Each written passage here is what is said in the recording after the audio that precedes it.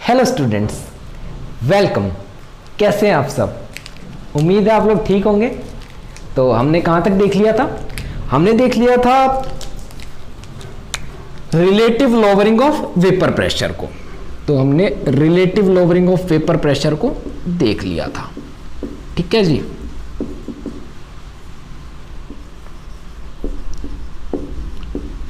Relative lowering of vapour pressure. अच्छा जी, ये क्या होता था? तो ये कॉलिगेटिव प्रॉपर्टी थी। ठीक है जी, ये कॉलिगेटिव प्रॉपर्टी थी। और कॉलिगेटिव प्रॉपर्टी में हमने फर्स्ट इसी को देखा था। ठीक है जी। और अगर हम रिवाइज करें तो क्या, colligative properties are those properties which depend upon amount of solute not on the nature of solute. ऐसा होता था। ठीक है जी। अच्छा, अमाउंट ऑफ सॉल्यूट या नंबर ऑफ सॉल्यूट पे डिपेंड करती थी और नेचर ऑफ सॉल्यूट पे डिपेंड नहीं करती थी। ठीक है जी। तो उसी ऑर्डर में हम आगे चलेंगे और आज का जो हमारा टॉपिक है वो है elevation in boiling point. Elevation in boiling point. ठीक है जी, एलिवेशन इन बॉइलिंग पॉइंट। आ जाइए जी। अच्छा, तो एलिवेशन इन बॉइलिंग पॉइंट क्या होता है? अब एक बात समझिए। मान लीजिए अपने पास कोई भी सॉल्यूशन या सॉल्वेंट है, अपने पास कोई भी सॉल्वेंट है और क्योंकि हम कोलिगेटिव प्रॉपर्टीज पढ़ रहे हैं तो हम जो ऊपर से सोल्यूट डालेंगे वो क्या होगा? तो नॉन वॉलेटाइल होगा। Non volatile. ठीक है जी, नॉन वॉलेटाइल। ये क्या था? सॉल्वेंट। ठीक है जी।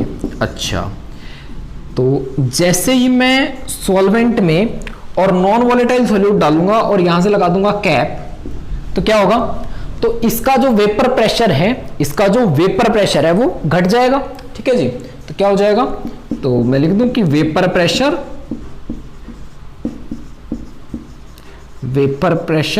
डिक्रीज या डिक्रीजेस, कम हो जाएगा। ठीक है जी। अगर वेपर प्रेशर डिक्रीज हो जाएगा तो क्या होगा? अब याद कीजिए, बॉइलिंग पॉइंट की डेफिनेशन क्या होती थी? तो बॉइलिंग पॉइंट की डेफिनेशन हमारे पास होती थी the temperature at which the pressure या vapour pressure of the solution या लिक्विड, जिसको अभी हम बॉइलिंग पॉइंट निकाल रहे हैं, become equal to the atmospheric pressure. यानी कि इसका वेपर प्रेशर जब एटमॉस्फेरिक प्रेशर के बराबर हो जाएगा तो हम क्या कहेंगे कि भाई ये टेम्परेचर बॉइलिंग पॉइंट है। ठीक है जी। अच्छा, हाँ, एक बात हमें पता है ना कि टेम्परेचर डायरेक्टली प्रोपोर्शनल होता है वेपर प्रेशर के। जैसे जैसे टेम्परेचर बढ़ता है वैसे वैसे वेपर प्रेशर बढ़ता है। और एक टाइम ऐसा आता है जब ये वेपर प्रेशर किसके इक्वल हो जाता है?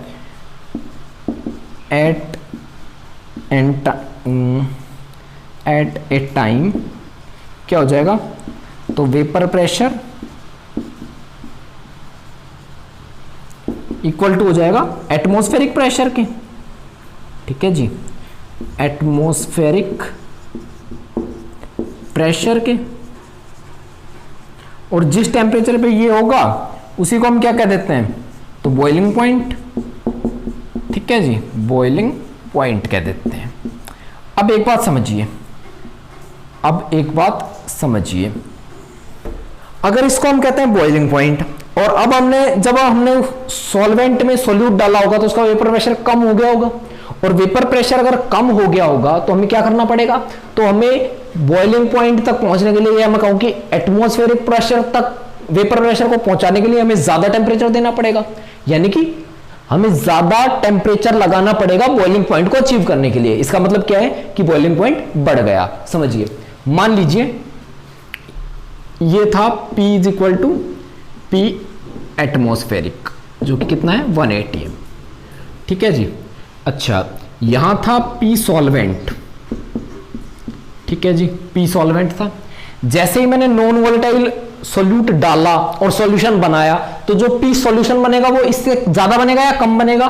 तो जवाब है कि कम बनेगा। रीजन वही, क्योंकि नॉन वोलेटाइल सॉल्यूट है। नॉन वोलेटाइल सॉल्यूट हमने देखा था वेपर प्रेशर में, हमने रोल्स लॉ में भी देखा था और हमने कल भी देखा है रिलेटिव लोअरिंग में भी कि क्या होता है, तो वेपर प्रेशर कम हो जाता है नॉन वोलेटाइल सॉल्यूट ऐड करने पे। तो जो P सॉल्यूशन होगा वो कुछ इससे नीचे होगा, P सॉल्यूशन तो एक बात सोचिए कि यहां से और एटमॉस्फेरिक प्रेशर तक पहुंचने के लिए जो टेम्परेचर लगेगा और यहां से यहां तक पहुंचने के लिए जो टेम्परेचर लगेगा उनमें कौन सा ज्यादा होगा, तो सॉल्यूशन वाला ज्यादा होगा। तो इसका मतलब क्या होगा, तो boiling point of solution is greater then boiling point of pure solvent.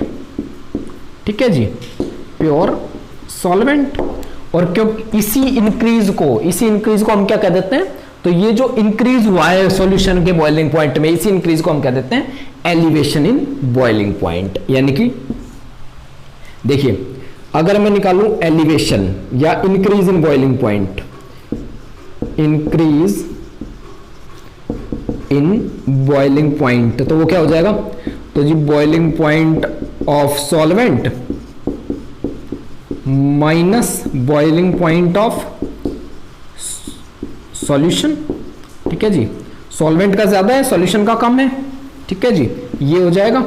और इसी इंक्रीज इन बॉइलिंग पॉइंट को हम क्या कह देते हैं, तो एलिवेशन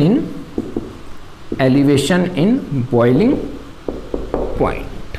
ठीक है जी, तो यहां तक हम समझ पाए एलिवेशन इन बॉइलिंग पॉइंट। इसको ध्यान से देख लीजिए, फिर इसको मिटाते हैं और आगे चलते हैं। ठीक है जी,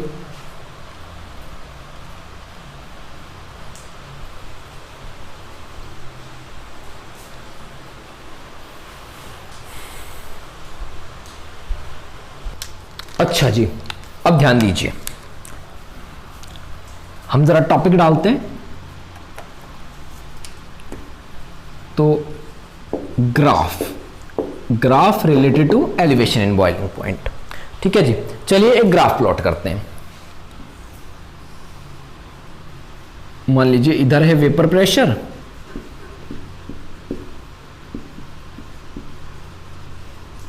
और नीचे क्या है, तो टेम्परेचर।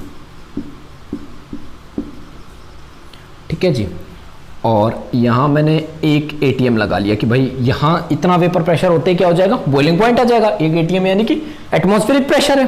ठीक है जी, अच्छा, तो मान लीजिए मैं पहले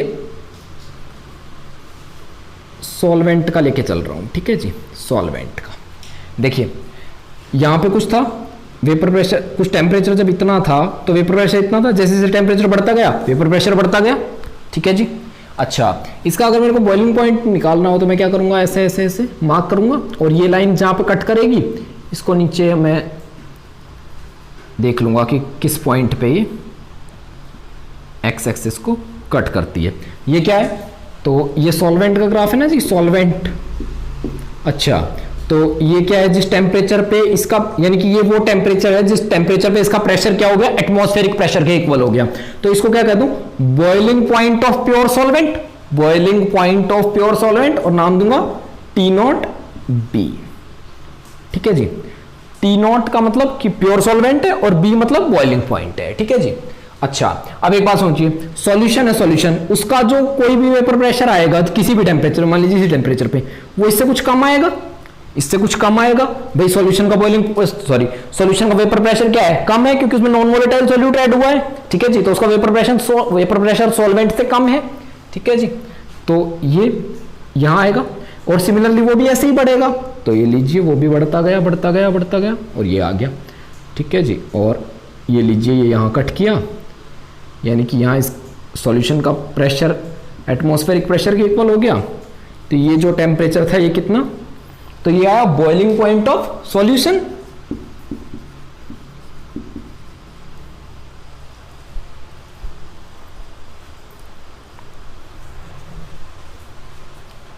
तो ये आया बॉइलिंग पॉइंट ऑफ सॉल्यूशन और इसका नाम मैंने दे दिया, मान लीजिए टीबी।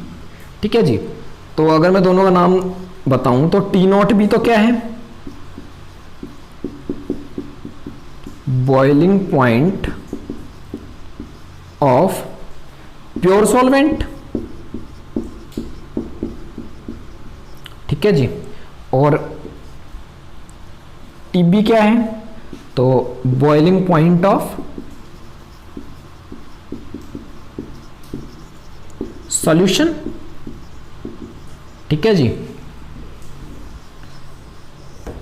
अच्छा जी, तो ये क्या है, बॉइलिंग पॉइंट ऑफ सॉल्यूशन। और हमें दिख ही रहा है कि टी नॉट बी और टीबी में कौन ग्रेटर है, तो TB is greater then T not be, यानी कि सॉल्यूशन का बॉइलिंग पॉइंट क्या है, ज्यादा है, यानी कि boiling point of solution is greater than what, तो boiling point of pure solvent. ठीक है जी, boiling point of pure solvent. ठीक है जी, क्यों, क्योंकि वेपर प्रेशर सॉल्वेंट का ज्यादा था तो इसका बॉइलिंग पॉइंट कम है, और इसका वेपर सॉल्यूशन का वेपर प्रेशर क्या था, कम था, तो इसका बॉइलिंग पॉइंट ज्यादा है। ठीक है जी, अगर हम एलिवेशन इन बॉइलिंग पॉइंट यानी कि डेल्टा टीबी निकालना चाहें, डेल्टा टीबी यानी कि कितना बढ़ गया बॉइलिंग पॉइंट, जब हमने सॉल्वेंट को सॉल्यूशन बना दिया, सॉल्वेंट में सॉल्यूट डाल के हमने सॉल्यूशन बना दिया, तो बॉइलिंग पॉइंट कितना बढ़ गया, तो हम क्या कर देंगे कि जो सॉल्वेंट का था उसमें से और सॉल्यूशन का माइनस कर देंगे, तो हमें पता लग जाएगा भाई कितना बढ़ गया। ठीक है जी, तो डेल्टा टीबी क्या है, T not B minus TB. ठीक है जी, sorry, TB minus T not B, I am sorry, कि भाई जो सॉल्यूशन का बॉइलिंग पॉइंट है, सॉल्यूशन का बॉइलिंग पॉइंट जो कि ज्यादा है उसमें से, और सॉल्वेंट का बॉइलिंग पॉइंट प्योर सॉल्वेंट का जो कि कम है वो घटा दिया हमने या माइनस कर दिया। ठीक है जी, अच्छा, तो डेल्टा टीबी क्या आ गया, TB minus T not B.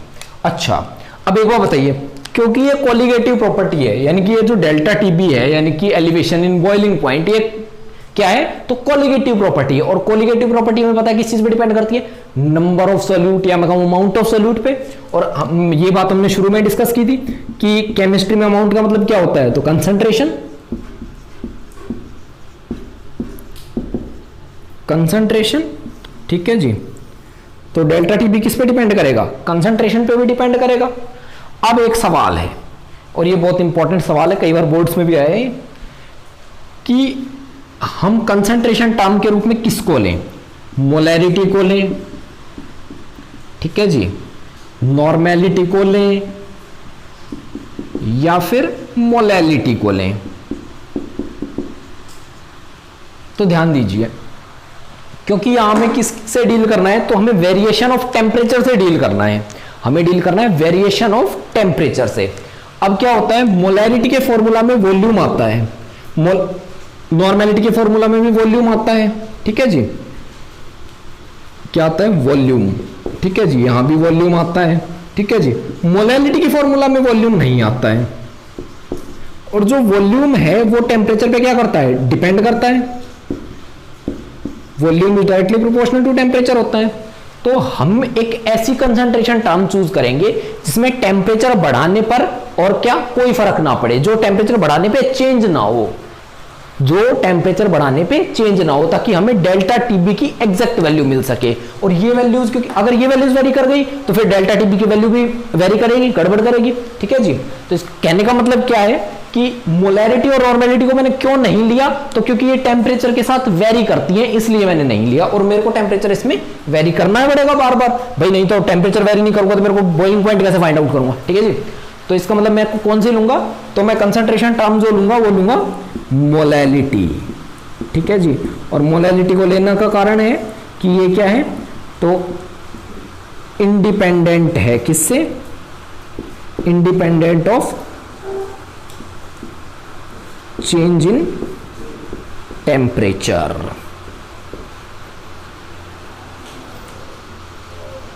ठीक है जी, इंडिपेंडेंट है चेंज इन टेम्परेचर से। अच्छा, तो मैं ये लिख दूं, delta T B is directly proportional to molality. ठीक है जी, ये भी लिख सकता हूं। ठीक है, तो यहां मिटा के यहां आगे का कंटिन्यू करते हैं। तो डेल्टा टी बी किसके डायरेक्टली प्रोपोर्शनल है, मोलैलिटी के।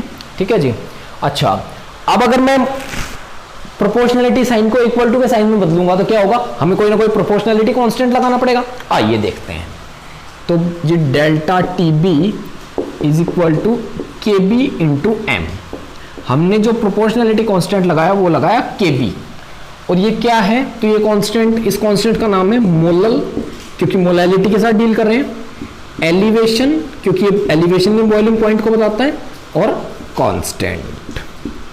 ठीक है जी, मोलल एलिवेशन कांस्टेंट बोलते हैं, या फिर क्या बोलते हैं इसको, एब्ल्यूस्कोपिक कांस्टेंट। ठीक है जी, क्या बोलते हैं, एब्ल्यूस्कोपिक कांस्टेंट। ठीक है जी, तो ये होता है, इसको जरा हम डिफाइन कर लेते हैं। तो मोलल एलिवेशन कांस्टेंट क्या है, तो मोलल एलिवेशन कांस्टेंट, या सीधा लिख देता हूं, Kb is equal to elevation in boiling point of a solution when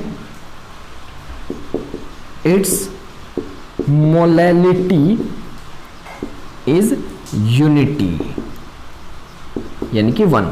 ठीक है जी, यानी अगर किसी की मोलैलिटी 1 हो जाए तो Kb क्या है, Kb इक्वल होगा किसके, तो इसके एलिवेशन इन बॉइलिंग पॉइंट के। ठीक है जी, ये Kb की डेफिनेशन है।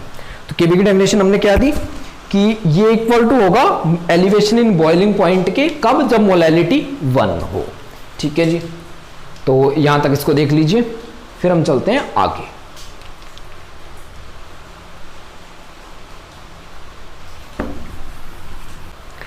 ठीक है जी, चलिए अब आगे देखते हैं। तो हमने देख लिया कि delta TB is equal to क्या होता है, एक तो होता है TB minus T not B. ठीक है जी, अच्छा, और दूसरा डेल्टा टीबी किसके इक्वल होता है, तो के बी इंटू एम। ठीक है जी, अच्छा, जरा मोलैलिटी का फॉर्मूला पुट करके देख लेते हैं हम लोग, K B into W2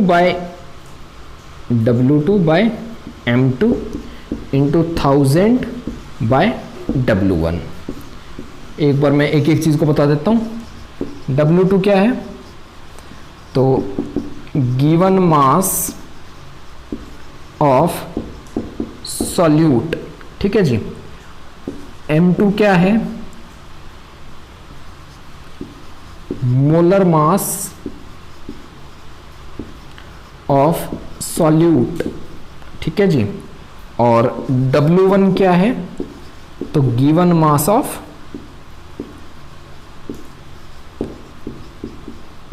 solvent.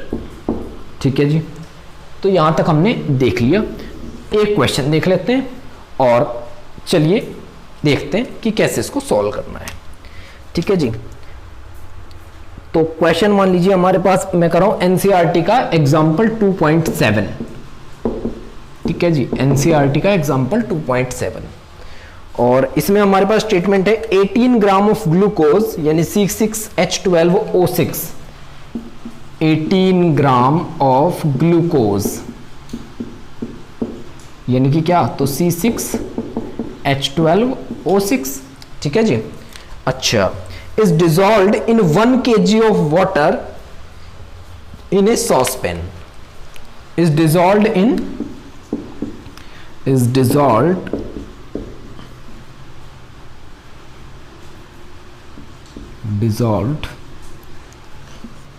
in 1 kg of water in a saucepan।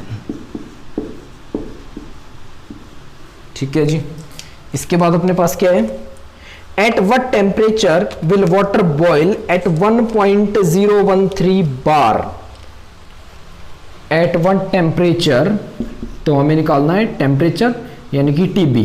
ठीक है जी, यानी कि बॉइलिंग पॉइंट ऑफ सॉल्यूशन, जहां प्रेशर दिया है 1.013 और बार। ठीक है जी, और केबी दिया है तो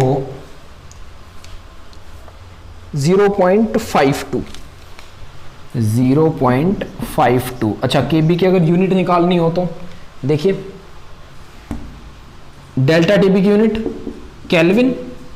भाई देखिए, केल्विन में से केल्विन जाएगा तो क्या बचेगा, केल्विन ही बचेगा। ठीक है भाई, टीबी क्या है, बॉइलिंग पॉइंट, केल्विन में होगा। टी नॉट बी क्या है, बॉइलिंग पॉइंट प्योर सॉल्वेंट का, ये क्या होगा, ये भी किस में होगा, केल्विन में। तो डेल्टा टीबी किस में आएगा, केल्विन में। मोलैलिटी किस में आएगी, तो मोल पर किलोग्राम में आएगी। ठीक है जी, तो मोल पर किलोग्राम को केल्विन के नीचे भेज देंगे तो केबी की यूनिट क्या आ जाएगी, केबी की यूनिट आ जाएगी केल्विन अपॉन मोल पर किलोग्राम। ठीक है जी, तो केल्विन यही रहेगा, मोल ऊपर जाके मोल -1 हो जाएगा या मोल इनवर्स हो जाएगा और किलोग्राम किलोग्राम ही रहेगा, तो यूनिट आ जाएगी केल्विन किलोग्राम मोल इनवर्स। ठीक है जी, केबी की यूनिट आ जाएगी केल्विन किलोग्राम मोल इनवर्स। ठीक है जी, तो इसकी भी यही होगी केल्विन किलोग्राम मोल इनवर्स। ठीक है जी, अच्छा तो यहां हम देख लेते हैं, तो हमारे पास क्या, हमें क्या निकालना है, टीबी निकालना है। ठीक है जी, अच्छा डेल्टा टीबी हम निकाल लेते हैं। तो डेल्टा टीबी का फॉर्मूला अपने पास कितना है, तो डेल्टा टीबी का फॉर्मूला अपने पास है केबी इंटू एम। ठीक है जी, और इसको लिख सकते हैं Kb into W2 by M2 into 1000 by W1। ठीक है जी, और केबी अपने पास दिया है 0.52, W2 अपने पास दिया है, गिवन मास ऑफ सॉल्यूट कितना दिया अपने पास 18 ग्राम। ठीक है जी, 18 ग्राम अपॉन में molar mass of glucose C6H12O6 180 हो जाएगा भाई, C612 इंटू 6 प्लस 12 इंटू 1 या 1 इंटू 12 प्लस 6 इंटू 16। ठीक है जी, ये कितना हो गया देख लीजिए, 96 और 12 108 और 72 180 हो गया। ठीक है जी, 180 हो गया ना। अच्छा, और 180 इंटू 1000 डिवाइड बाई W1 यानी कि mass of solvent in gram, 1 kg दे रखा है यानी कि 1000 ग्राम हो जाएगा 1000। ठीक है जी, 1000 से 1000 कट गया, ये हो गया 10, तो ये अपने पास कितना आ गया 0.052 आ गया अपने पास डेल्टा टीबी, 0.052 अपने पास आ गया। ठीक है जी, अब यहां देख लेते हैं, तो अब हमें पता है कि delta TB is equal to TB minus T not B. ठीक है जी, अब डेल्टा टीबी की वैल्यू अपने पास है कितनी, तो 0.052, टीबी हमें निकालना है, टी नॉट बी वो यानी कि आप boiling point of pure solvent, solvent है वाटर, वाटर का कितना होता है 373। ठीक है जी, तो ये इसको इधर ले आएंगे तो ये हो जाएगा 373.052 आ जाएगा टीबी, और अपना आंसर यही होगा। ठीक है जी, इसको ध्यान से देख लीजिए, या फिर आप ये कह सकते हैं कि 373.15, अगर आप 373.15 ले लें तो टीबी कितना आ जाएगा 373.15 प्लस 0.052। ठीक है जी, तो ये आ जाएगा 373.2 और 0 और 2। ठीक है जी, 373.202 भी आ सकता है अगर आप 373.15 ले लें। ठीक है, दोनों सही है, कोई भी गलत नहीं है इनमें। ठीक है जी, तो एक क्वेश्चन हमने देख लिया और एलिवेशन इन बॉइलिंग पॉइंट को हमने कंप्लीटली देख लिया। ठीक है जी, यहाँ तक हमने देख लिया। इसके बाद आगे का हम देखेंगे नेक्स्ट लेक्चर में। ठीक है जी, नेक्स्ट क्लास में हम क्या देखेंगे, तो डिप्रेशन इन फ्रीजिंग पॉइंट देखेंगे। और तो ठीक है जी, यहाँ तक हमने कंप्लीट कर लिया, तो आधी हमारी यानी कि हमारी 2 कोलिगेटिव प्रॉपर्टीज हो गई हैं, 2 बची हैं। उसके बाद बस वेंट ऑफ फैक्टर बचेगा और चैप्टर कंप्लीट। ठीक है जी, तो तब तक के लिए धन्यवाद।